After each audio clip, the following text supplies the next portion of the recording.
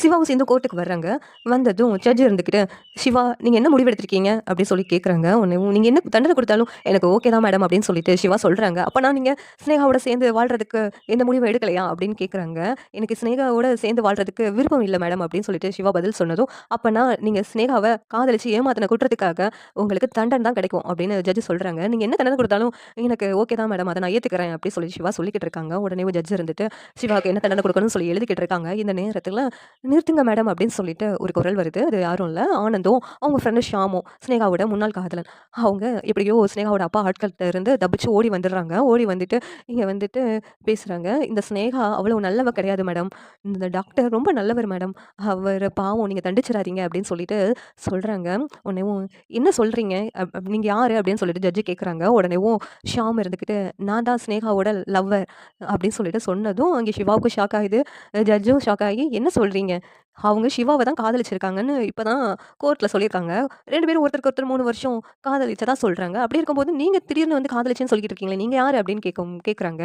இந்த சினேகா என்னதான் சுத்தி சுத்தி வந்து லவ் பண்ணா.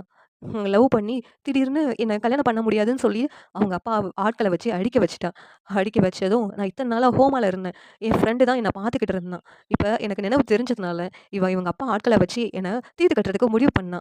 இவ ரொம்ப நல்லவ கிடையாது மேடம். இவளே வந்து ஒரு ஏமாத்துக்காரி. சிவா ரொம்ப நல்லவரு. அவர் நேர்மையான ஒரு டாக்டர். அவர எப்படிதான் இவள போய் நம்புனாருன்னே தெரியல. அதான் எனக்கும் ஒண்ணும் புரியல. ஆனா இவ வந்து ஒரு ஆதாயத்துக்கு தான் சிவாவ கல்யாணம் பண்ணணும்னு நெனைக்கிறா. எதுக்காகன்னு தெரியுமா? இவங்க ஹாஸ்பிட்டலுக்கு ஒரு நல்ல டாக்டர் தேவ. அவங்க ஹாஸ்பிட்டல் பார்த்துக்கிறதுக்கு ஒரு ஆள் தேவ. அதுக்காக தான் சிவாவ கல்யாணம் பண்ணணும்னு சொல்லிட்டு இவங்க விரும்புறாங்க. மத்தபடி இவளுக்கு சிவா மேல லவ் எல்லாம் கிடையாது. அப்படின்னு சொல்லிட்டு ஷாம் சொல்லிக்கிட்டு இருக்காங்க. ஒரு பொண்ணு தான் வந்து தன்னை ஏமாத்துனான்னு சொல்லி கோர்ட்ல கேஸ் குடுத்தா அத தான் ஏத்துக்குப்பீங்களா?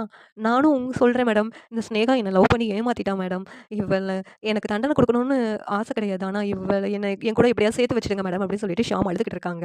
உடனேவும் அதுக்கு ஏதாவது ஆதாரம் இருக்கா? இவங்க உங்கள விரும்பினதுக்கு அப்படின்னு சொல்லிட்டு ஜட்ஜ் கேட்குறாங்க.